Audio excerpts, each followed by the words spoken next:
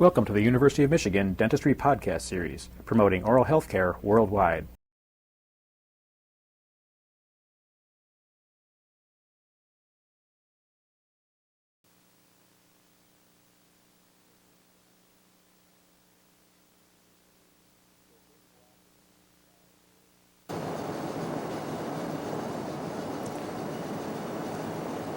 Okay, for this waxing exercise, we're going to be utilizing a prepared or pre-prepared melamine tooth as a die.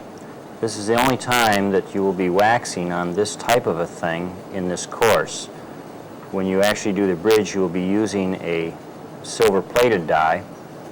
We'll start out here by lubricating the tooth with a wax lubricant.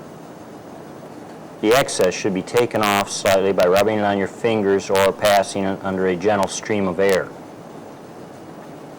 The next step is to warm this die or tooth slightly. And the way you want to warm this is just pass it through the flame a couple times. You see that? Do not get it too hot. If you get it too hot, wax will tend to seal. To test the heat, you want to just press it right into the palm of your hand. It should feel gently warmed. Initial wax layer will be placed with a soft green wax. One we're going to use is this 28 gauge green wax. You may have this available in a tin and it will be labeled special green. The initial layer will be placed by using a number 7 wax spatula, and we want a very, very thin layer of wax. We don't want to get the wax too hot or have the die too hot, or this wax will seal directly to the die and you won't be able to get it off when you want to withdraw the pattern.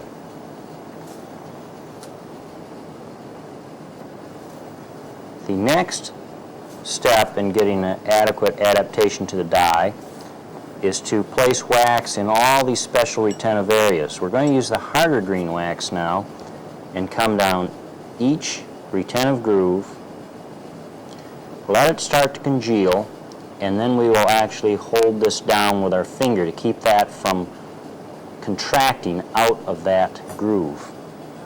As you know, when wax congeals, it does contract, and that contraction will tend to ruin the adaptation that we are getting. So we're just going to hold that right down there and get into those grooves. Now we want to adapt the margin. At this point, we'll be able to see the margin better than at any other time in our waxing. So we'd like to take advantage of that. So what I will do is I will start by putting a bead of wax right down on the margin, about 4 or 5 millimeters in length. That starts to congeal, and then I will hold it down. If you get out beyond the margin at this point in time, you can carve the wax back to its proper position with the carver or with the wax spatula there. Just bring it right back to the margin. We're going to do this and progress all the way around the perimeter of this die. You notice how I'm overlapping these areas to make sure that we're not getting any wax added areas where the first increment of the adaptation stopped. I'll go right back in there and readapt that and just continue working around this die.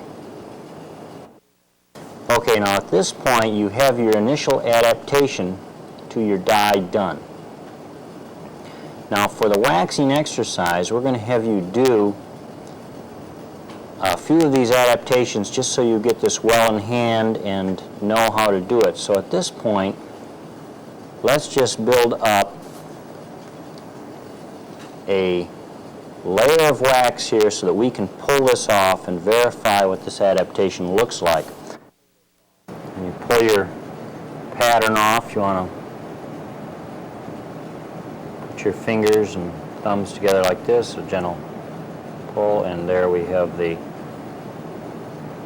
wax up off the die, and you can see that the die has no wax sticking to it, and the inside of the pattern accurately reflects the die surface.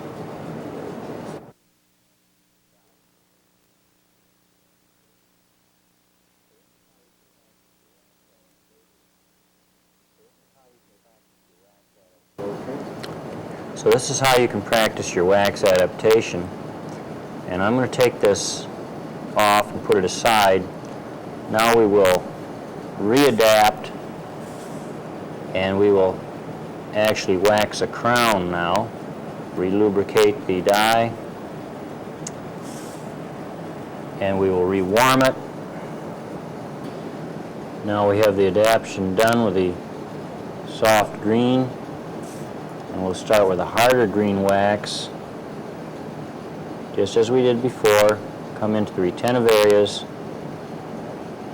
bulk those up, hold them down as it congeals to keep the wax from shrinking.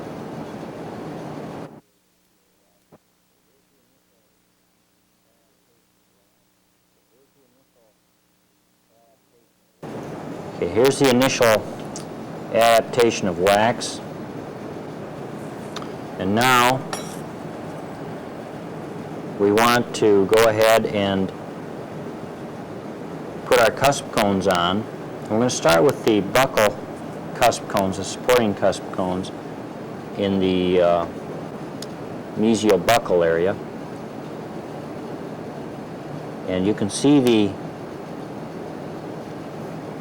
cusp ridge would have been right along here where this excessive, or where the accessory reduction has been done to accommodate for the rollover of the buccal cusp. Now we want to put a cusp cones up here about 1.5 millimeters high. That's about all that was taken off this tooth when it was prepared.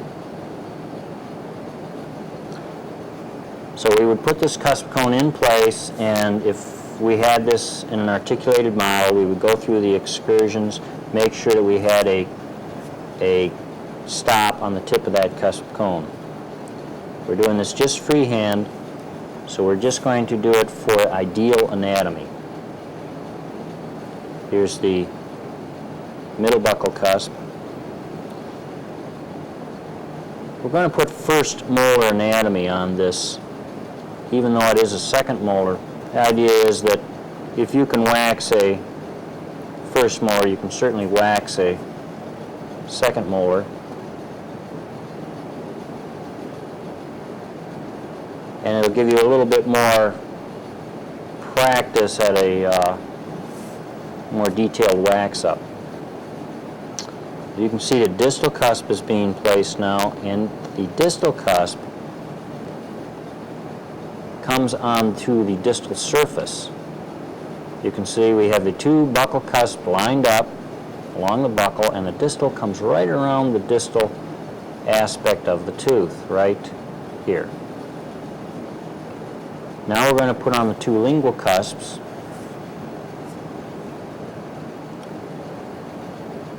And these will come again right on the crest of that occlusal reduction. It'll be in about the right place for the anatomy of this tooth.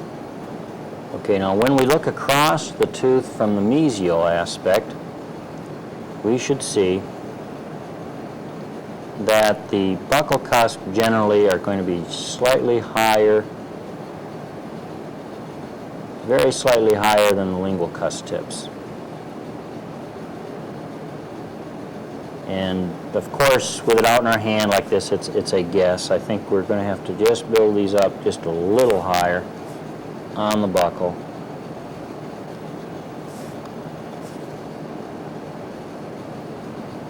To get them the right height, so we have the right shape to this tooth. The distal cusp, as you can see, is kind of small, so it's located properly, but it is not high enough, so we're going to build it up a little higher at this point.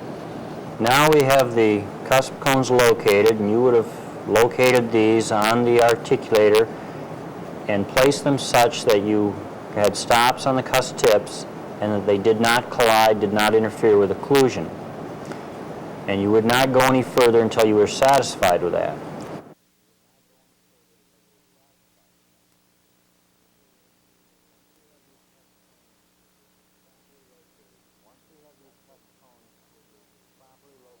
Once we have these cusp cones properly located, we can start putting in the cusp ridges and marginal ridges. And we'll start that right now within the mesial buccal area, and we're going to start putting on this cusp ridge. And remember that a cusp ridge turns into a marginal ridge at a point angle. A cusp ridge does not become a marginal ridge until it reaches the point angle. In this case, the mesial buccal proximal point angle, and we're going to come down and form that in this area, and you can see now that the cusp ridge has come down to this point and formed a point angle. Here you can see the cusp ridge coming from the cusp tip down to form a point angle. As we look down on the tooth, you can see that the cusp ridge is coming mesially. It is not directed lingually, forming the marginal ridge. Not until we form that point angle do we turn to the lingual and come out with a marginal ridge now, and that will go to the lingual proximal point angle, form that point angle, and start ascending the cusp ridge to the mesiolingual cusp tip. Here we're going to start forming the point angle and going up to the mesiolingual cusp tip.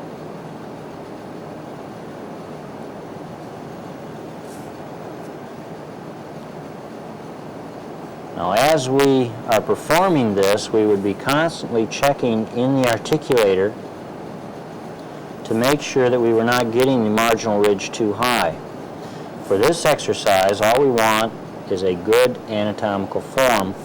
So I'm just going to do this by sight in what looks to be a good proportion. Now we're coming down the distal incline of the mesiolingual cusp ridge, and that would end at the developmental groove there.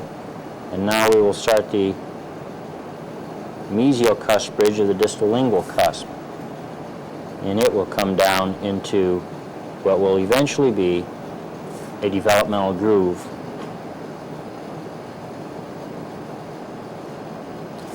Now, if they start to run together like that, you've gotten your wax a little bit too hot, and wait for it to cool off a little bit, draw it back, keep the tip of the dropper more in the cusp ridge, and you can see that it rounds out and gives you a sharp bottom to that area. Again, we're going to come down a cusp ridge and form a point angle, this time on the distal proximal, before we turn over towards the buccal to establish the distal marginal ridge. Now, the distal cusp on a first molar is really on the distal surface, and the point angle on the distal proximal is very indistinct. It does exist, but it is very hard to see. Not nearly as obvious as your mesial point angles. The distal point angle is right here on the distal part of that distal cusp. Very, very difficult anatomical structure to see.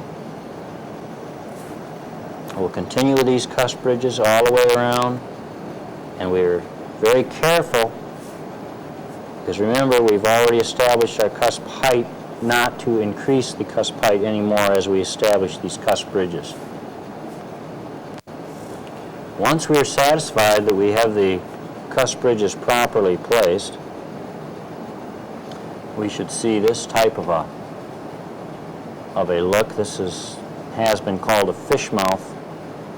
You can see the cusp ridges and marginal ridges. If we look across from the buccal and lingual aspect, we want to really look at the shape of our cusp ridge, because this is going to determine how sharp our anatomy is going to be. If this is too sharp or too shallow at this time, it should be modified before we go any further. And just to show you that, let's say we've decided this is a little sharp on this mesial buccal cusp, and we want to round that off, make it a little more gentle, then it should be done at this time. Do not forget this. This is very important. Don't get in the habit of looking at a wax up from all angles as you do it, because it is very easy to have a wax up that looks great from the occlusal, and when you look at it from the buccal or lingual, you will see that either your cusp angulation is grossly exaggerated or underdeveloped.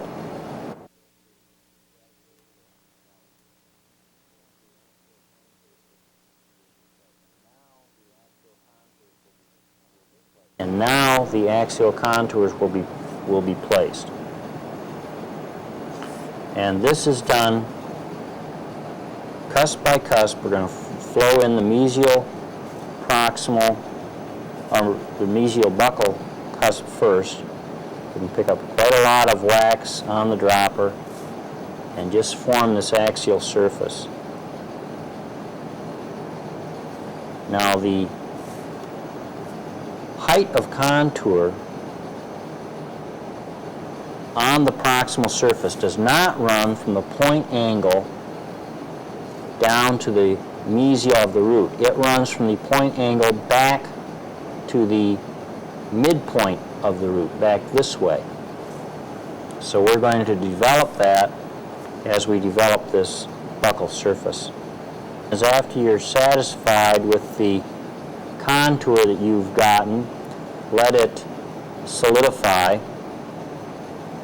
and just gently take your finger and rub that down.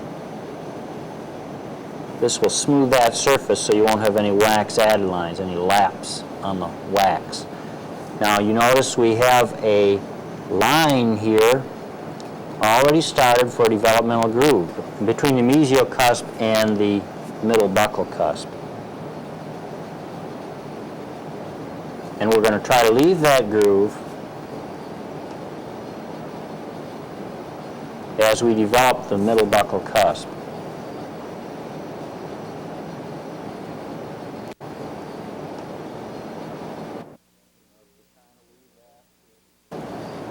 You notice we're trying to leave that area as a groove, come right up to it and seal it. We don't want any pits or voids in there. They could be very deep and very difficult to handle in the finishing process once the casting is made.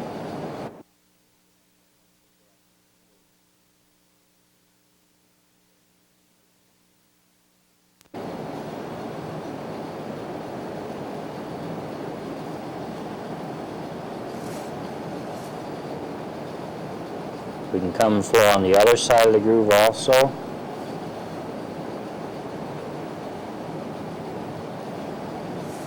And there you can see it's starting to develop quite well.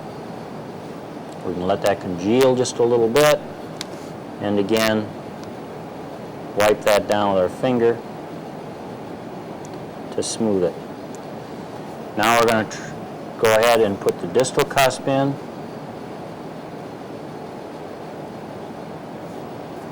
And we'll start doing the lingual cusp the same way.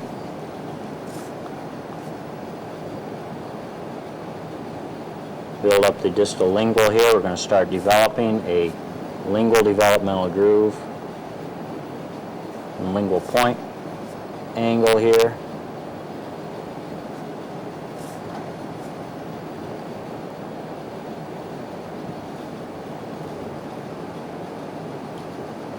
And the mesiolingual cusp.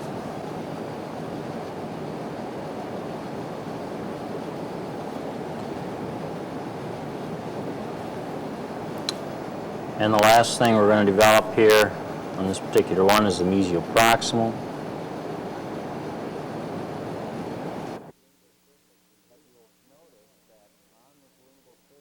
Yet you will notice that on this lingual surface we do have quite a bulk. Now this is for convenience during waxing and finishing. This bulk will be taken back a little bit before we actually invest this tooth. It's a little excessive. We can start carving this off right now. It's a little bit more than we need. But we always like to keep a little bit of bulk towards the margin area, because that will allow us a little less fragile pattern as we're trying to invest, but also give us some finishing and polishing room as we are dealing with this casting. Let's just smooth this off.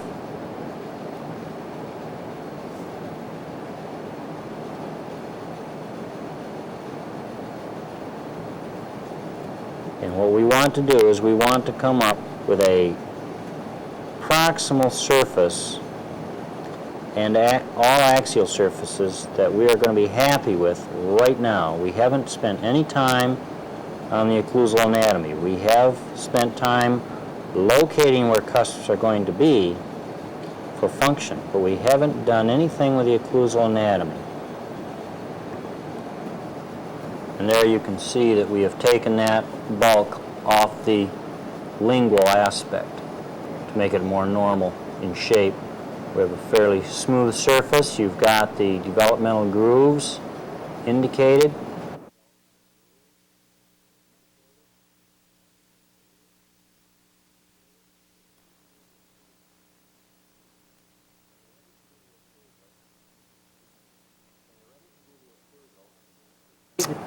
When you're ready to do the occlusal, if you turn the pattern up and look here, we have a very, very thin layer of wax over the occlusal surface. And it's a good idea to fill this in a little bit so that as the different parts of the occlusal anatomy are added, you don't leave a small void going all the way down to the occlusal of your die, which could result in a small pinhole all the way through your casting. You notice all I'm doing is putting enough in so that we have some thickness over that occlusal surface. A drawing here simply of a block that has on each side a groove. Now the base groove here will always be directed towards the developmental groove. The sides may be a developmental groove or a supplemental groove, and these are always supplemental grooves. So what we are going to do is we are going to put this building block inside the occlusal surface. At this point, with our wax pattern has all axial surfaces on it, the buccal, lingual, and both proximals. We've established all of our cusp tips. If we place our known developmental grooves into this area and then place each cusp block, building block, we will automatically have a occlusal surface result. And as you know, we have a buccal developmental groove separating the mesiobuccal from the middle buccal cusp, developmental groove separating the distal cusp, and a developmental groove separating both lingual cusps. Now, if we place our supplemental grooves beside each developmental groove, then we will have a series of triangular ridges and supplemental ridges which make up the occlusal surface. Now we are starting to break up this occlusal surface into its triangular ridges and supplemental ridges. Now each supplemental ridge, as we come out towards our marginal ridges, will also be broken up by a supplemental groove, and the marginal ridge generally is in two lobes, so that we have this kind of a picture. Notice here, this middle buccal cusp, the developmental groove that separates the middle buccal cusp from the distal cusp actually truncates off the distal portion of that middle buccal cusp. And this works out very well for what you know from occlusion is that your mesiolingual cusp tip of your upper first molar is sitting right in that central pit. On working, it will come out this lingual developmental groove. On balancing, it will come out this developmental groove. And on protrusive, it'll go down the central groove. The high point of the triangular ridges, or the height of contour, does not go straight down the middle of each triangular ridge. Rather, it radiates out of the central pit area. So the high point of the triangular ridge goes from cusp tip towards the central pit. And I'm shading in the high point of these triangular ridges. And this is the plan that we will have to develop our occlusal surface. And what we're going to do is pick up a portion of wax and start in our central groove area and start putting a triangular ridge into our occlusal surface. First, I'm going to build up the high spot of the triangular ridge that will radiate out of that central pit, and then I'm going to expand the base of that to mesial.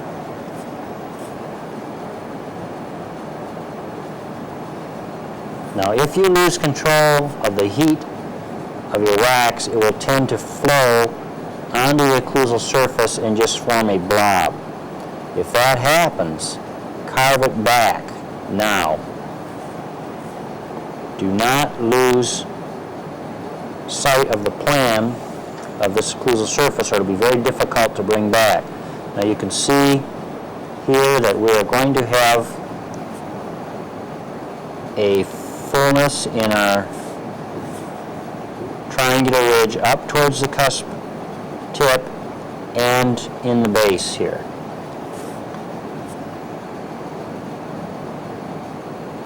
And our triangular ridge is triangular in shape with a base directed towards the central groove. And there's the first triangular ridge. Now we're going to come along and place our triangular ridge for the middle buccal cusp. And it is a very similar type of a structure, except remember that we are going to have it truncated along its distal aspect. So let's put in the triangular ridge for the distal cusp. And you notice that the wax was a little hot and fell down into our distal pit area, so I'm just going to carve it right out right now while I still know where it's supposed to be, and then reflow this triangular ridge. We are not allowing the wax to coalesce together because what we want to do is have grooves between these triangular ridges, and we don't want to have to carve them in, so we're just leaving a void there to form the groove. So there are your three triangular ridges on the buccal, and we'll turn it over and just do it on the lingual. Now if this were mounted in a articulator, you of course would be moving the articulator and making sure that you are getting the occlusal function that you want as you develop this occlusal anatomy.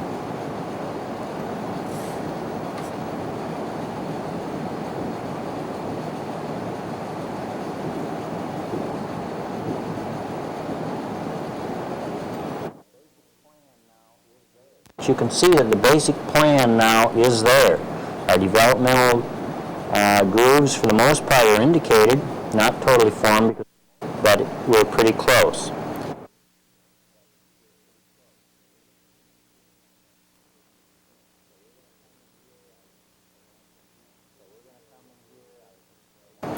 So we're going to come in here. I want to enhance the groove area in here a little bit, so before I even heat the instrument, I will come up there and put a groove in this area. And now I want to flow on each side of that, developing supplemental ridges and the groove as I go.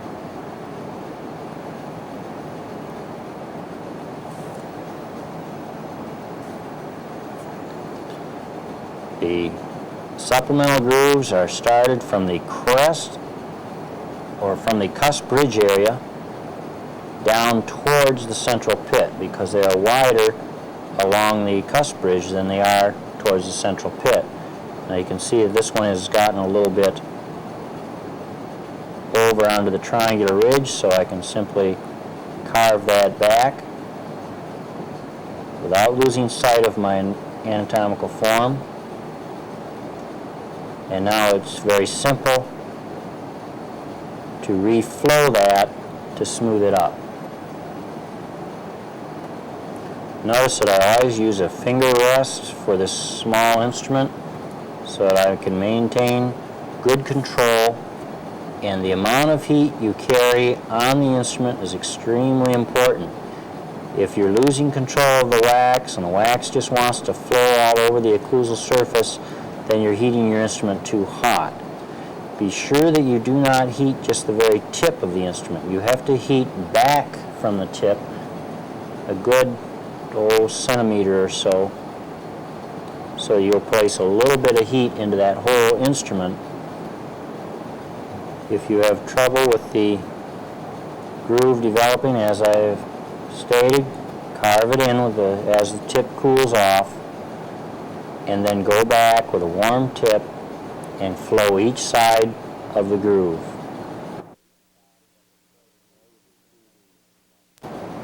And there you can see the buccal portion of the occlusal anatomy is just about done.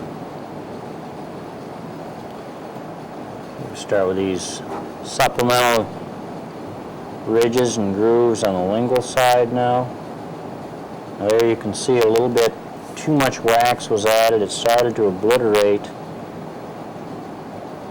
the triangular ridge, and now we're just going to come back and reform that area before we lose sight of it, and then reflow the ridge.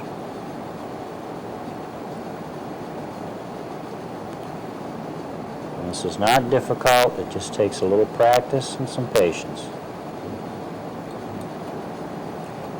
Now the marginal ridge is generally broken up into two lobes. Here you can see the supplemental ridge on each side of the triangular ridge.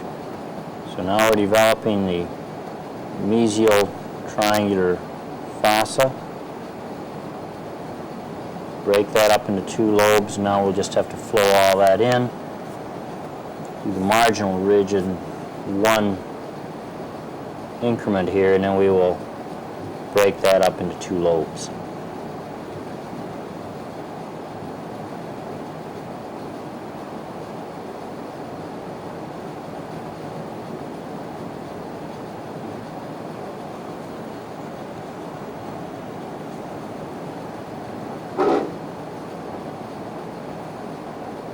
Now the wax pattern is completed. All of the supplemental ridges have been added, which has developed all the anatomical grooves that we would like to have in this pattern.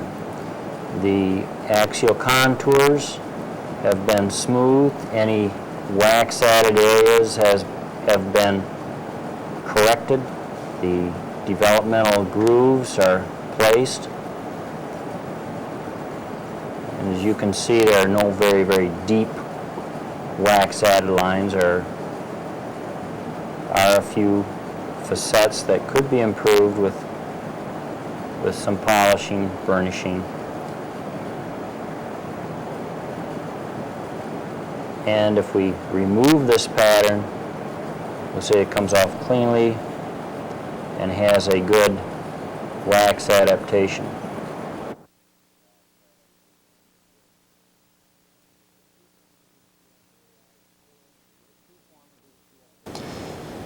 The sprue former, as you can see, has a very large hole in it. We're going to plug this up And we're just going to use some soft utility wax rope here. And the wax that we're placing in here and the sprue must be just as smooth as the pattern, because we are going to be casting against that. If there's any rough spots, any voids, small pieces of investment could break off, and we could have a problem by carrying those little pieces of investment right down to the margin. So I'm just packing this utility wax in here. Then I will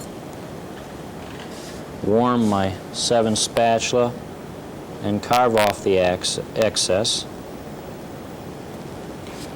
And we flame polish this by simply passing it over the Bunsen burner flame and just wave it through several times.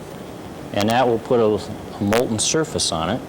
Keep it facing down so that if you form a hanging drop, it won't run all over the area and change shape. We want that kind of a bullet shape. Now we have that smooth, there's no lapse, and there's a good adaptation from wax to the rubber mold. And we want to form a hole right down the middle of this sprue former so that we can place our sprue into it. And I've just heated this wax spatula up, and we're going to create a hole in here for where we can place our sprue. And we don't have to go all the way down to the bottom of it, but there we go. You can see that we had some excess wax flow down here and melt, so we're just going to take that off.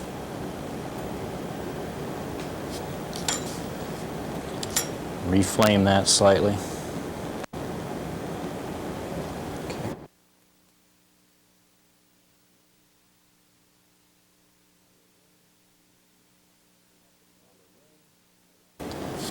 Now the ring, we have to place a liner, and the way we're going to do that is estimate the length that we need by wrapping it around the outside of our ring. And here we have an estimation of length. Cut this off with a pair of scissors, coil it up, place it inside the ring, about halfway. Now obviously we've got a longer piece of material than we need. We don't want that lap there because that will allow for inconsistent hygroscopic expansion. We want a real butt here. And you notice that there are 2 overlapped areas. So we can just push this out of the ring now, take a pair of straight scissors, and go from each corner of that overlapped area and cut it on the diagonal. And now we will be able to place this in the ring if there's a small length discrepancy by simply canting the pattern along that butted area. We will be able to make up for the difference in the perimeter. This should be adapted well, but not crushed. Here you can see the area is well lapped together, and this should be sealed in with a little utility wax.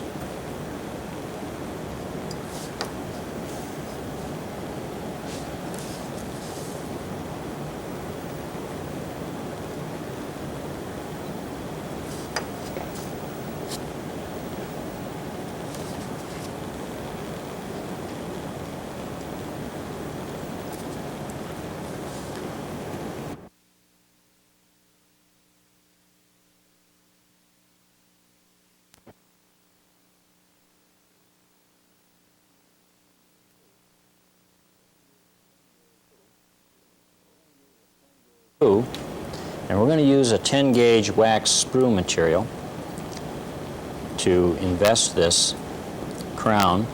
Simply take about 30 millimeters, fold it in half, and cut it off.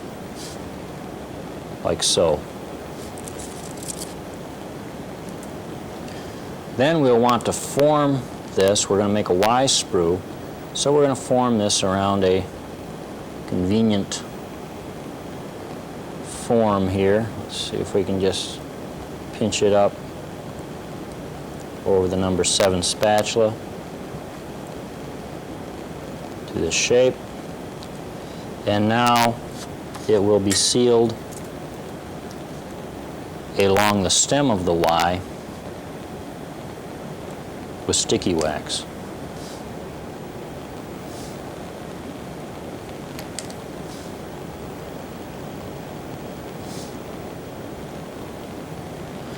We want to, again, to do this very carefully so that we have a smooth sprue. Any rough areas in the sprue are just as important as rough areas would be in the sprue former. It could allow a very, very small spur of investment to be broken off as the gold is thrown into the mold, and that piece of investment would invariably end up in your pattern, probably down by a margin, and it would result in a miscast for no other reason than you did not have a smooth enough sprue or smooth enough sprue former. And we've sealed one side, we'll just continue on, seal the other.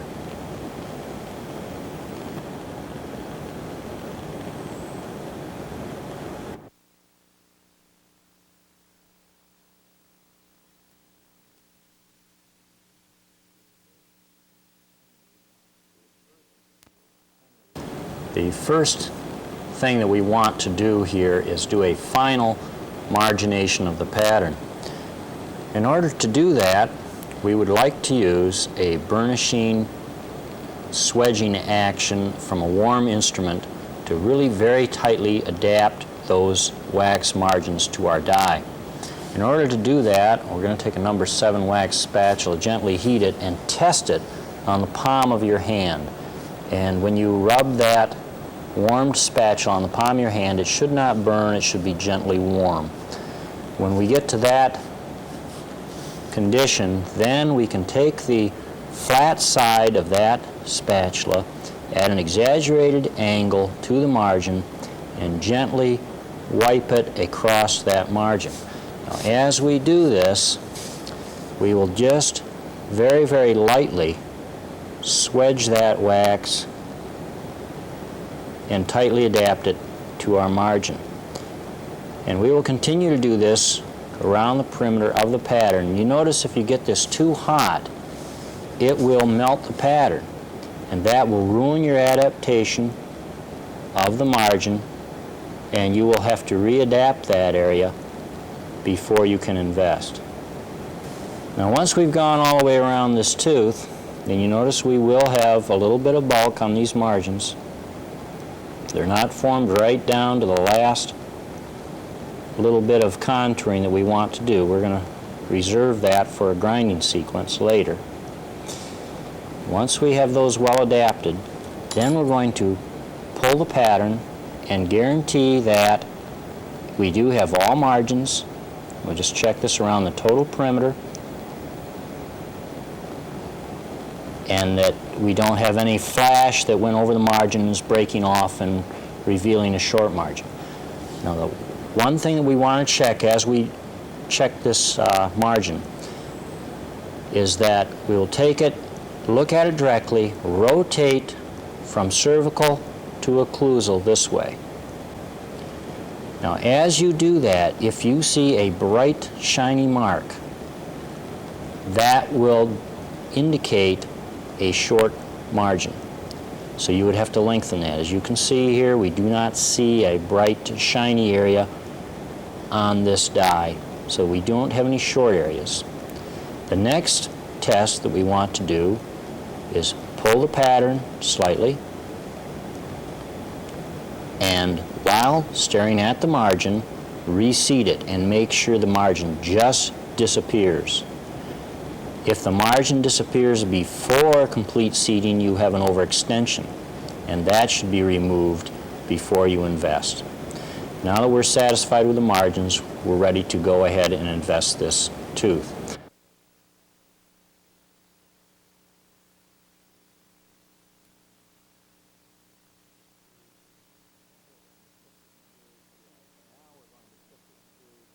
Now we're going to fit the sprue to our pattern. And what we want to have when we are done is the base of that stem, or where the two legs of the Y sprue separate, should be about 5 millimeters from the occlusal of our pattern. So we're going to be fitting about there. Now obviously we have the ends of our pattern a little bit too close together, and we want to correct that. So I'm just going to lightly flame this sprue so that it is more flexible and I can bend the legs of the pattern. And I'm just going to spend a little bit of time fitting this sprue to my pattern. And we're going to want to attach the sprue to two bulky areas. And on this pattern, the two bulkiest areas are going to be your mesial buccal proximal point angle and your distal lingual proximal point angle. So we're going to attach our sprue right about here. And we're getting pretty close now. We're going to have to shorten the legs of the sprue a little bit and reshape them. So I'm just going to cut them off at about an angle right here. And the same thing right here. And let's again check the fit of our sprue. And you can see we're pretty close. So we're going to sit our sprue right on here, and you notice where we are attaching the sprue. We are down below the cusp bridge at the point angle. We are not involving the contact area on the proximal or on the distal. And we can just reposition that just slightly, and there we are. And we are roughly a quarter of an inch away from the occlusal surface in this area. So now we're going to attach that sprue to our pattern, and we'll just have to heat up a small dropper and attach that with sticky wax. Get a little sticky wax here, and you can see that we're just going to go right in there and attach it to the pattern. Now this attachment must be smooth and it must be good and solid. So we want to use enough sticky wax so that we get a good solid attachment and go right underneath that sprue so that it is really hanging on to this pattern. There's nothing more disheartening than to get done with a investing procedure and casting procedure and have nothing but the two blank ends of a sprue because your pattern fell off as you invested.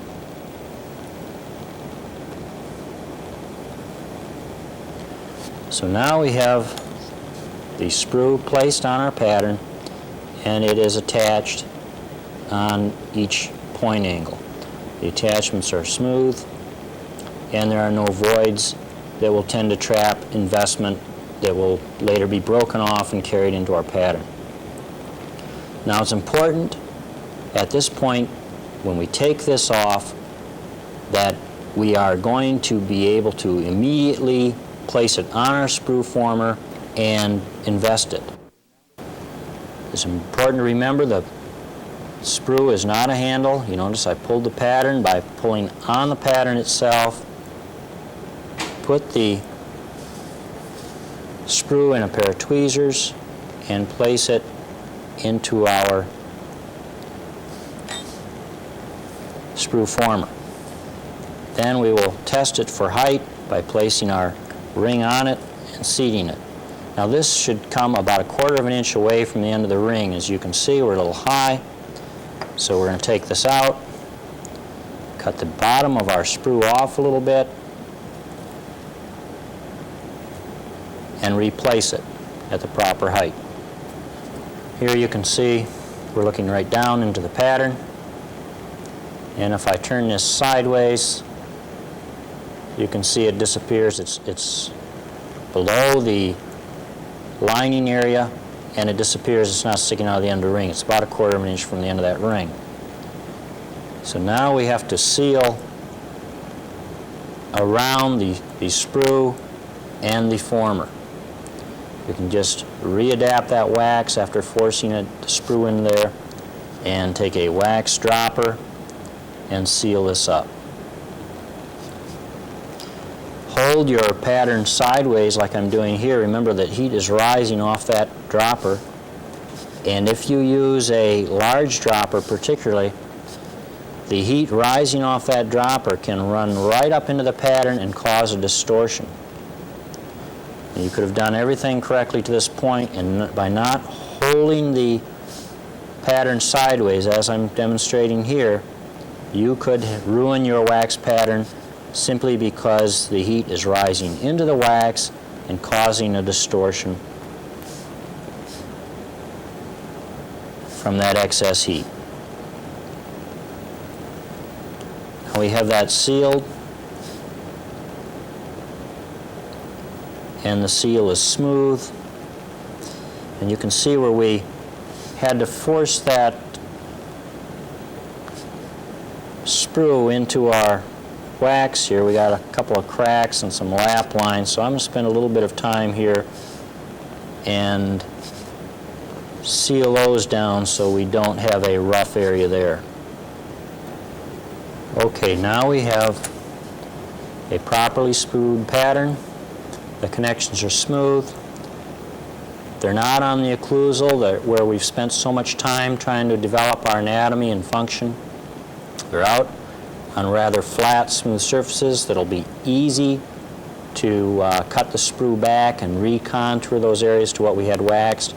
You can see that the attachments are smooth. The wax in this area is fairly smooth. If it's not at this point smooth enough to our liking, I can just gently rub it with a finger and bring it down.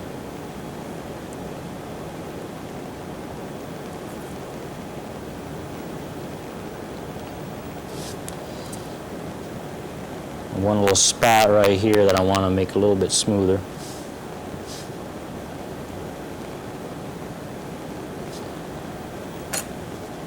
Okay, now we are ready to invest. You've been listening to a presentation from the University of Michigan School of Dentistry, which is dedicated to supporting open learning and open educational resources. This recording is licensed under the Creative Commons. It may be reused and redistributed for nonprofit use. Please attribute materials to the University of Michigan School of Dentistry and redistribute under this same license. For more information on how this and other University of Michigan School of Dentistry recordings may be used, visit www.dent.umich.edu/license.